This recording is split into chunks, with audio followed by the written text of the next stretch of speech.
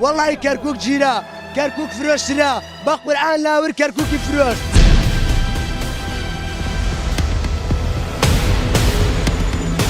لە دوانزەی مانگ تەلەفۆنێکم لە کاگلاهوری شێخ زەنجیەوە بۆ کراوەتی کاک وەستا پێشتر ئێمە لەگەڵ عێراقیەکان ڕێککەوتوبوون کە سنووری خۆمانیان بۆ بکەینەوە ساترەکە ئەوان بچن بۆ عەمەلیەکە کە ئەوان دێن لەم شوێنانەوە بەرچەکانەکەن.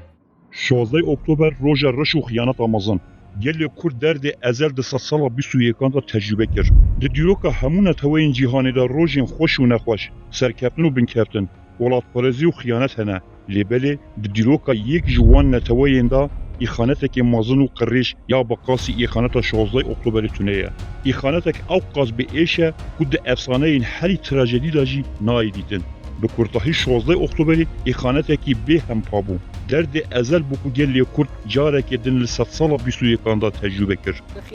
Xiyanatekî ço najîrî. Rastî. معقول خيانة اللي بكري ايوه شلون هذا شهيد وهذا نفسه كره هذا بس من قبل هذا انا عمري ما شهيد ولينا هذا انا شلون اخوني ما قلنا ما شلون لك مين خو ما نبو السبب طاقة تصميم كذا معقولة بدا خوا كعربي كي بيبتي همزي او صحراء بيت واد لي بكا كسنجر كانت صور زور بدا خوا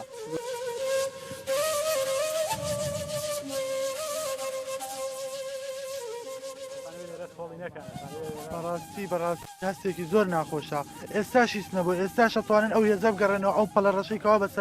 بەسەر و چاوی خۆیانیان داداوە ئێستاش ئەتوانن بیسترنەوە داواکارم خوێنی ئەو شەیدانە بە فیرۆ نەچێ دڵنیابن ئێمە ئێرە چۆڵ ناکەین مەگەر ئەرزەکە لە ژێر پامان بڕوە زۆرەگەی چیوا لێکا بگرین چیمانیەگا چۆن ڕۆژانێ بوو بە 15 کەسەوە لەو شوێنە بین لە ئەو تەنشیە 15 کەس بوون برادرمان قاچی بڕایەوە بە قەناز دۆشکە ئیساوە لە ئەوروپایەتە چارەسەری نییە چەند پێشمەرگەمان لێ بەتەکەنەوە بشەید بوو لە بەلا ساحب ماڵم ناڵبوو بەس بزانم بۆ گەڕایتەوە بەس بۆ بۆی دەستگاکەی خۆت بەقەوەتکەی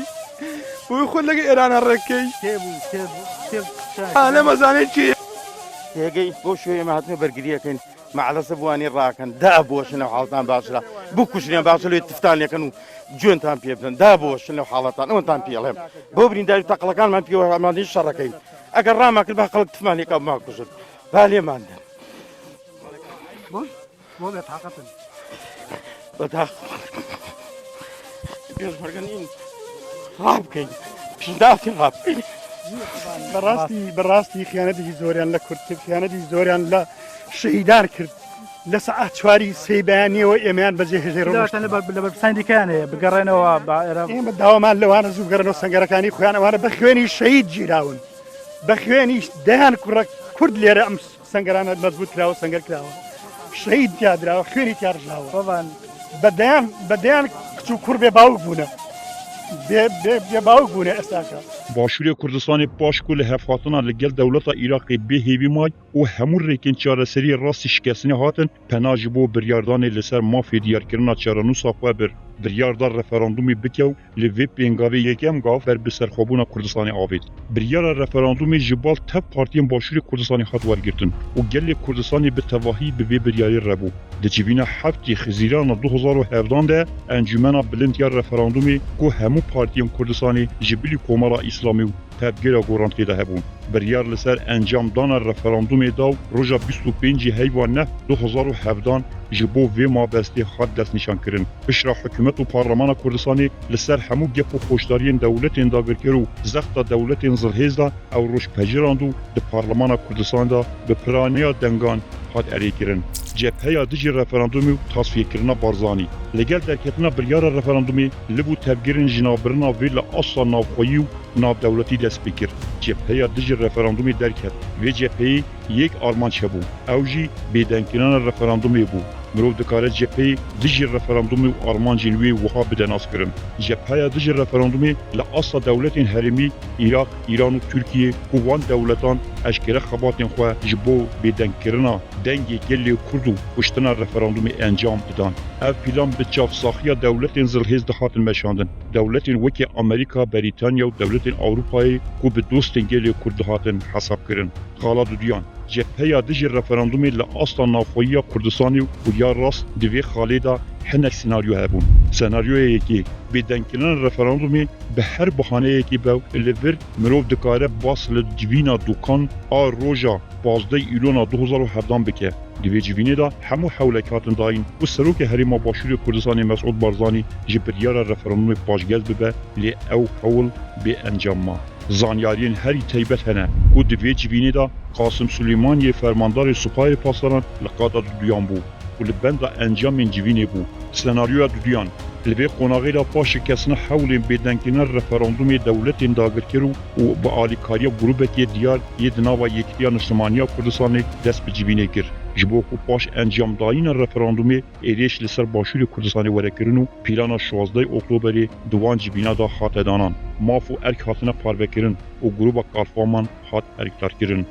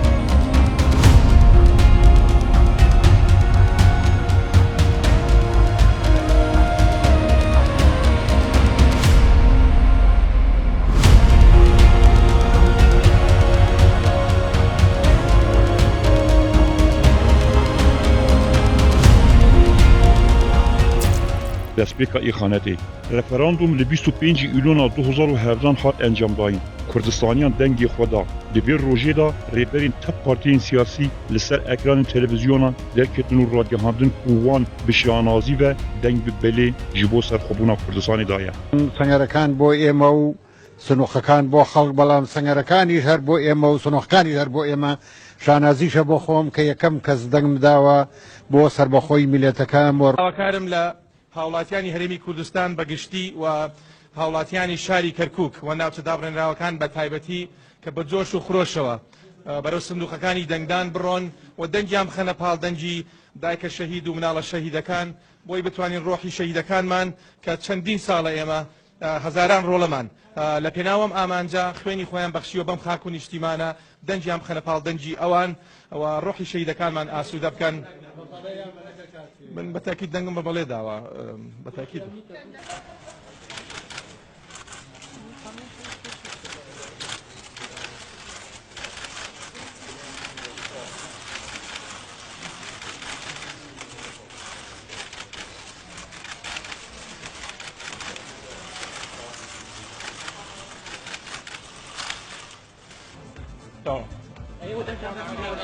بەڵێ دەنگمان بەڵێ.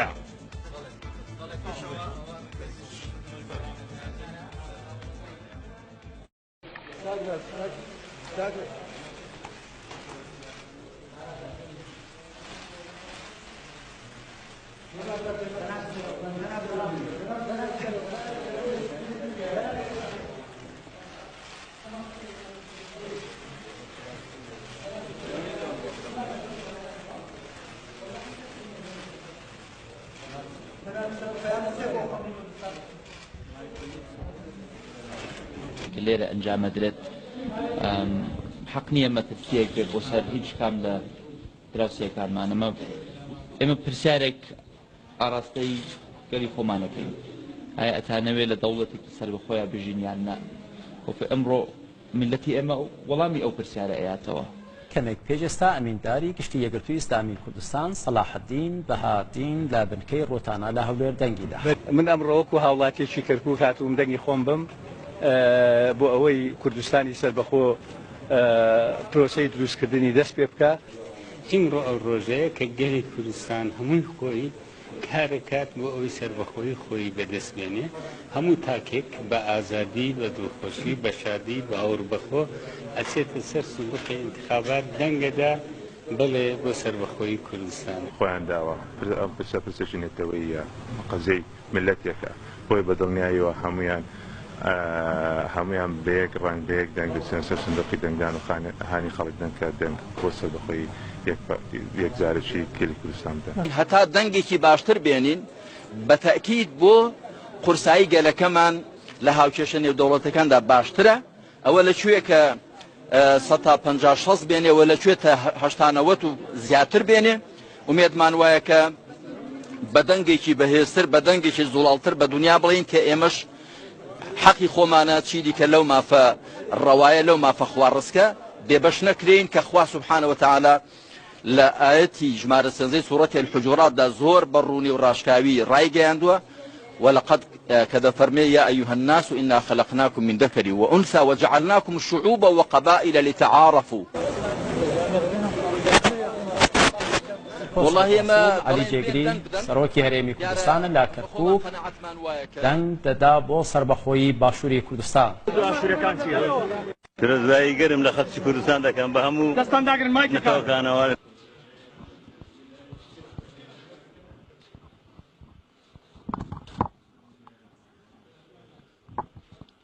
ئینسان زەحمەتە بتوانێت لە ڕۆژێکی ئەوەنە پیرۆزە بتوانێت تعبیر لە هەست و نەست و هەموو ئەو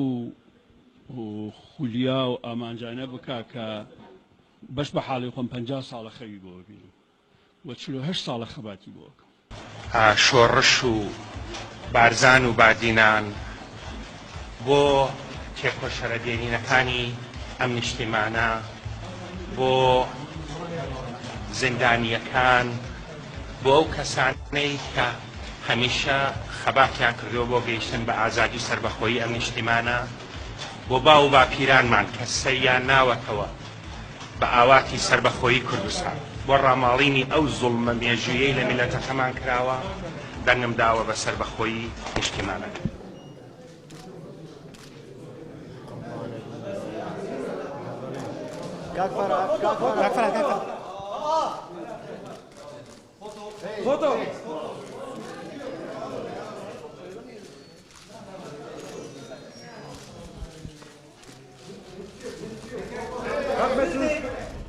هرچند کل دما بانگشی هنگ جوان به تر رنگان چاپمنیا پارتیا خو نخست بود بن خدمت رفراندومی دا. لاهور شیرجنگی در روز رفراندومی دا درک تو ماسک رفراندومی دا روی خو کربو. وی گفت افدمک پر دریجه عمل بندا وی روزینه. بلا جان شهیدین ما آرام ده و مدنگ به بلی دایه. لی بلی راست ریبرین یعنی که چندین روزان پیش رفراندومی چوبون ایرانی جبو کو جرایداران وی دولتی دابرکر امران ور بگیرن. وان بیریزی بر رحمتی مامجلال طلبانی کرو هر چند او نخواش بو و ندکاری خوالسر لنگی خو بگیره لیبلی او بدست برن ایرانی مرو دکاره ببیجه لبی روژی او برهبیین خیانت که وک خیانت سالین 1966 و 1996 بو دهاتن کرن. پشتی رفراندومی لبو تبیرین ایران و عراقی لگل بالکی ینه که به هستر درکتن. پیلان آماده کرنو حیا روژا 15 اکتبری هرتش آماده بو. لحف خاطن لنابرا بالا ینه که لگل ملیشای حشد الشعبی و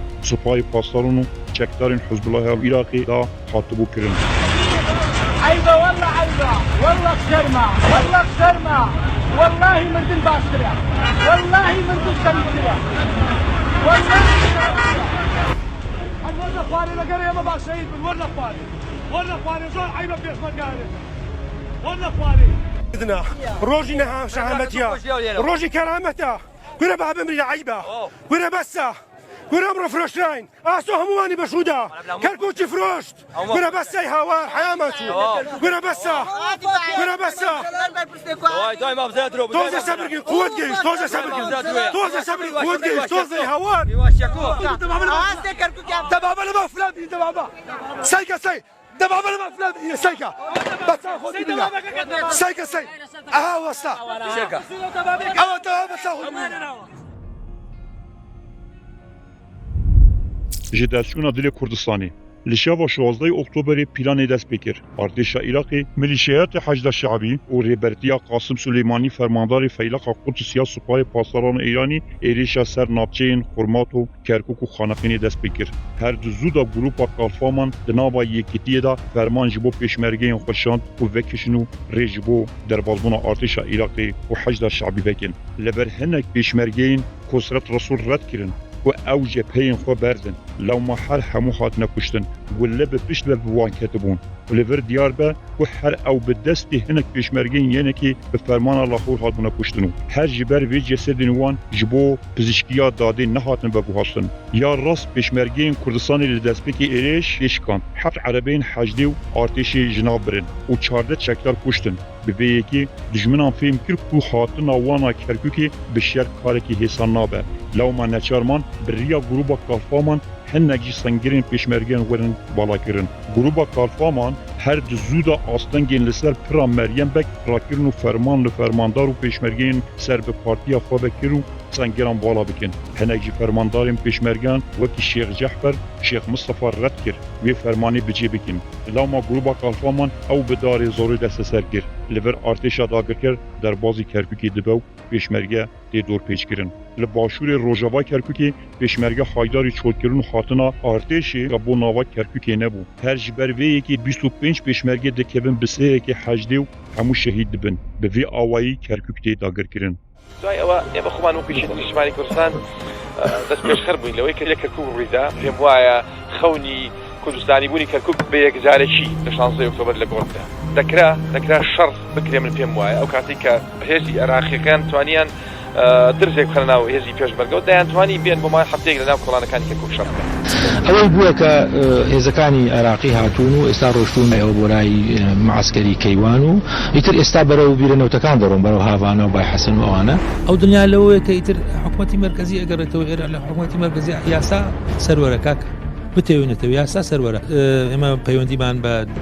ڕاستەوخۆ لەگەڵ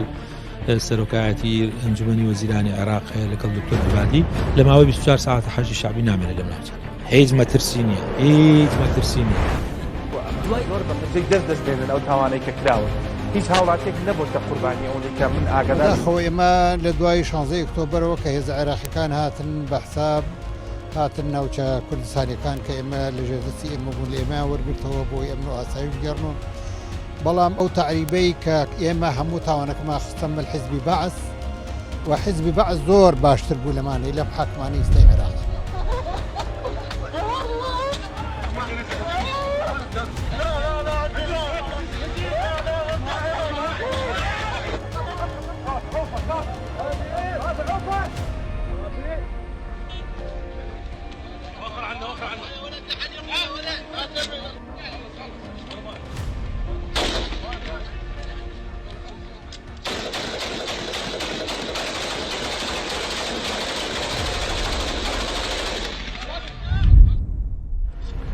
هناك طرف معين بالاتحاد تم تنسيق معه اتهموهم خيانة وليس خيانة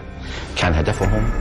عدم إزهاق النفوس عدم إزهاق الأرواح عدم الانتهاء بحرب مدمرة بەڵێن تاڵەبانی فەرمانی کردو بە هێزەکەی کە هیچ نەجەنگێت لەگەڵ ئەو سوپایی کە دێنە کەرکووک لەبەر ئەوەی ڕێکەوتن هەبوو لە نێوان تۆ حکوومەتی فیدراڵی و هێزی شیعەکان هەشتی شعبی و ئێرانی بە تایبەت قاسم سلێمانی پێشنیارێکمان بۆ هات کە هێزەکانی عێراق دەگەڕێنەوە بۆ کەرکووک ئەوەش تەنها ڕێکەوتنە کە من لەسەری ڕێکەوت بووم و من بەڵگەم لە بەردەستدایە کە لەلایەن 38 کەس لە 50 کەس لە سەرکردایەتی یەکێتی نیشتیمانی کوردستانەوە ئیمزا کراوە برخوادان و پیلانا باش 16 اکتبری 16 اکتبری نه تنها رادستگیرنا کاکا ولاد بو جبو دستی داگرکران بلکه شکاندن شخصیت امروز کرد فخر اجتماعی و رومت پیشمرگی انجام فیدا بو گل کرد لوی روژه درد ازل و خنجر جی پشت و جارک دن تجربه کرد. با 16 اکتبر پیلان داگرکران بداوی نبود. درین سیرون هاتن کپات کردن. امبارگویا سیاسی و آبوری لسر باشوری ولات خود دانان. لوان دماندا پیشمرگه کردستان آماده‌کاری جبو پاراسنا نشمانیا خود کرد. وان دزانی کو دجمن ناسکنو. وان دزانی خطریه که مزن لسر خاک پارچا آزادیا خاک کردستانی هیه. مسعود بارزانی لوی قوناغه هزیم پیشمرگه جبو پاراسنا سنورن باشوری کردستان کوم کردن. داگرکران دخواست جسحیلا و پرده ایریش خو بدومینن. لبل پیشمرگیان برخوادانه که به هم پاکر. وان لپرده تانکین آبرامیزیین داگرکران تکاندن و صدان ملیشه ها و چکدارین وان کشتن و نهشت لپرده و سحیلا بکوین خاکا کردستانی ده. بگر او بخودگر هات و پیشمرگه لپرده راستی شکستنی هات ملیشه های حشد شعبی و سپاه ایرانی و هنگی چکدارین گریدای گروبا کارفامین ینکی و ایریشی باجروکی صلاح الدین جهر رونشنا مالباتا بارزانی بکنو به وی آوایی حولری و سازی حکمی ین لور داگر بکنو داوی بستاتوی حریم کردستانی بینن. کالفام لسر وی فکاری بون خودگر حولیر جبال عراق و ایرانی و ورد داگر کرن لوی دمی وی دستلات به تمامی بکه به دسته وانده او گروپ او قص کالفام بونه و لسر فکاری به وی آوایی دست به وی ایخانتا دیروکی گر. پیشمرگیان لوان سه نافچهان دا به تیبتی لپرده و سحیلا دستانه که دیروکی تومار کرد. خوین رجاند و شهیدان لبر سونرک جبود دستریجیا داگرکر و سماندریجیا کالفام کردستان دانا. حكم بيمانجو انك هم بروجانا بسروتنا ناس هوا هن زياتر هوا هن زياتر بروجانا بسروتنا وخونا من لخونا هنقول رنجين ترميا خونا من لخونا هنقوش عزيز ترميا اگر از حسكم بونجو بيجان اگر دجمن ليرا درباز بيمانو نمانا ميا بجر سروي عنده روز قلت يا دست بده يال هميه مهمتر انسان روزه که به روزه که بمیرید. اگر هم 100 سالت حیات دابین 100 سالت جیان دابین روزه که بمیرید. چل هنگه خوشترنیا انسان بو کسی که خوشتر تویتن بو بمیرید. و از مطمئنم مخلصی هنگو میرینی هنگو بو جناب سروکه و بو کردستانه یا به سنوره.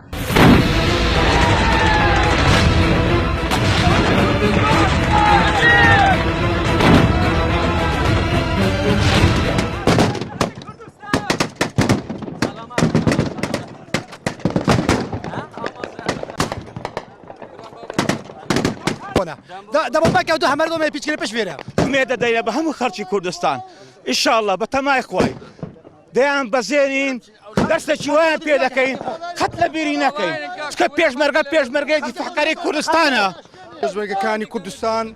بو پری ازایتی و توانیان چند همریکی دجمنانی داعش بشکینن دجمنانی حاجی شعبی بشکینن هر چند فرقی حاجی شعبی و لقل داعش هیچ جوازی کانیه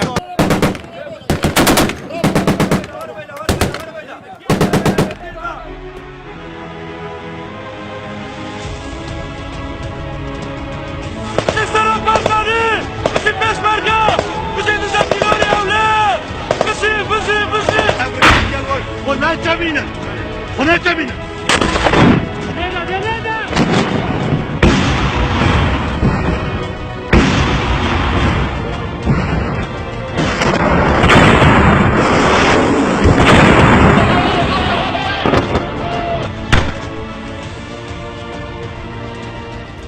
رولا پکیکی داگرکرنا کرکوکی دا. پکیکی لنهی تباغ سال 2014 در باز کرکوکی بود. لگل چون آخوا وی دیمن و مراسم عسکری و کنسرت بلاب کردن و اولور وی ببه هزک مشهور. پکیکی لنیزی هزین عراقی بجه بو لگل ملیشهاین حشد شعبی هم آهنگی چیکرو به هر را تب گریان. لبری 16 اکتبر 2017 دما کو کرکوک خاطیه داگر کردن تو کسی نزانی کانه او گریلا bu kudre beçun ew cihên wekî daxu Qumela Abdullah çima gerîla li wê derê winda bûn. Li şeva 16 Oktoberê hekekî hêzên xwe bi bêdengî kêşana kampa Maxmûr. Gerîlayan hiç şerekî li dijî artêşa dagirkeran nekir. Lê belê tenê ji bo propagandayê li ber meqerên xwe yên siyasî hinek ciwan û kadroyên siyasî hiştin ku hinek fîşek li ber kamerayan biteqînin û ji bo ku pişra bibêjin meşer kir. Di esasla PKK hemkarê biyara Kerkûkê ya veşartı bû. PKK piştî sala 2014 li Iraq û Başûrê Kurdistanê bûbû hemkarê hikûmeta navendiya Iraqê.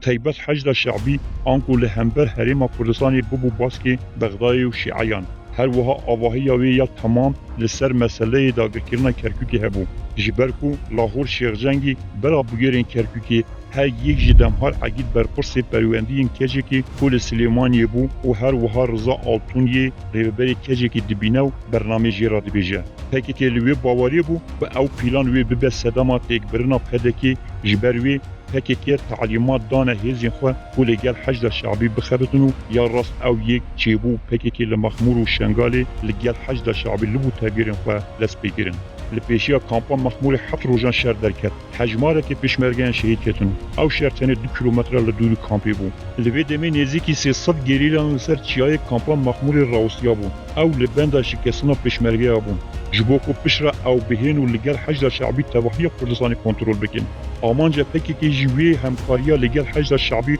حکومت عراقی او بوکو پاش دا برکرنا کرکوک باشور کردستانی پکی که جیه پدکی بگیرو و دو پاش دا برکرنا پیوسته هیزی که کردی هبو او هیزی ازبن آرمانجا 16 اکتبری آرمانجا 16 اکتبری نه تنی کرکوک و دورین کردستانیین در و ایراده باشور بود دولت این داگرکر دخواست در باز حولیری ببنو ستاتویا باشور کردستان جناو ببن لی روژا 16 اکتبری آراسی شیخجنگی در ناوا هیزین داگرکر دا جبو مدیای داخویانی دا و گود ارتش بر به حولیری ودشه داما پیشمرگیان ری لوی اخانتا نافایی و پیلانا داگرکر گرتی و داما خاینان زانی هر تش سکینی او نکارن خونین خوین گمار بجیبینن ایدی دست به بحانه به بنما و ایریشین مدیایی لسر شخصی بارزانی و انجام دادن رفراندومی کرن پر به دروتی ایریش رفراندومی کر یا راست پشتی شکاندنا دفنوان لپرده و محمودی و سحیلا او نچارمان رفراندوم جبو ایخانات خو بکن بحانه پشتی برخادانا دیلوکی یا پیشمرگیان گروپ ایخانت دناوا یعنی که دا اوقاس شپرزه ببو و ندزانی چی بکنو یان چی ببیجن وان جبیل کر بو خود در روژ رفراندومی دا هر کسی که جوان بقاسی وریسی که زمانی خودریش کر بو ولاف پارزی و کردایتی بخلکی دفروشت داواکارم لە هاوڵاتیانی هەرێمی کوردستان بەگشتی و هاوڵاتیانی شاری کەرکووک و ناوچە دابڕێنراوەکان بە تایبەتی کە بە جۆش و خرۆشەوە بەرەو سندوقەکانی دەنگدان بڕۆن و دەنجیان بخەنە پاڵدەنجی دایکە شەهید و مناڵە شەهیدەکان بۆی بتوانین ڕۆحی شەهیدەکانمان کە چەندین ساڵە ئێمە هەزاران ڕۆڵەمان لە پێناوەم ئامانجا خوێنی خۆیان بەخشیوە بەم خاک و نیشتیمانە دەنجیان بخەنە پاڵدەنجی ئەوان و ڕۆحی شەهیدەکانمان ئاسوودە بکەن من بەتاکید دەنگم بە بەڵێ داوە لی پشتی شکستنا پیلانا وان و رسوابونا وان هنجتین وکی بی و تدگرتن داوە بووین کە ئەنجومەنی ناوەن کۆبوونەوەی کرد ڕۆژی پێش ڕەفرەندەم کە نابێ ڕەفرەندەم بکرێ بەبێ ئەوەی شوێنە دابڕێنراوەکانی دیارە ئێمە ئەنجومەنی سەرکردایەتیەکی شمالی کوردستان لە دوا بڕیاری خۆیدا پشتگیری تەواوی ریفراندۆم بۆ سەربەخۆیی هەرێمی کوردستان بە ناوچە دابڕێنراوەکانەوە ئێمە بەشداری دەکەین لە ریفراندۆم و پێشەنگ دەبین بەڕاستی من لە بیدایەتەوە وتومە ئەم ریفراندۆمە غەڵەتە و ناوچە کوردستانەکان لە دەست دەدەین سەکانی ئەو هەر وا بووە جارێک شتێکە لێ دوای شتێکی ترەوەیە تاپۆیا ڕەش بۆ سەرخەبوونی خاینین کوردستانی سدما ایریش سر کرکوک خیانت اخوا و جدتشونا پنجی یکی صدی جخاک ولات جبو انجام دادن رفراندوم وگراندن لیبلی در راستی دا ایریش سر کرکوک پلان سازی بو لدسپیکا اپراسیون موصل هاتبو چیکرن و تو پیوندی به رفراندوم و نبو جبونا سلماندن راستیا و اخافتنی مروف دکاره لدیروکی بزبره و ببیجه ما قیل سری کهانی و عفرینیجی رفراندوم هاتبو انجام دادن و دجمنان ایریشی وان باجرن کردستانی کرد دبینا بریدا مسئله جی همیان نخواشتر دیتنا خواهین 16 اکتبری یکو هر چند وان به دوی خواه اعتراف کریا لیدیسان جاره کدن به دروتی لسر اکران تیویان در کتنو دبیجن رفراندوم صدام 16 اکتبری بو یا جوی نخواشتر جی هیجان هندک جوانین کرد هنه باور به وان کار فامان دکن لداویه تشتاکوها دهیت دیتن و جیان کرن هرچند که گلی کرد 16 اکتبری حتی به بریندار کرنجی لیبلی هیجان رفراندوم وکی سرکفتن رومت ناسنامه و شرف تیمیزه کرن بلکو بهتر وکی تاپوه که رش جبو سرخوبونی و تو هیزک نکاره جی دست وان درخه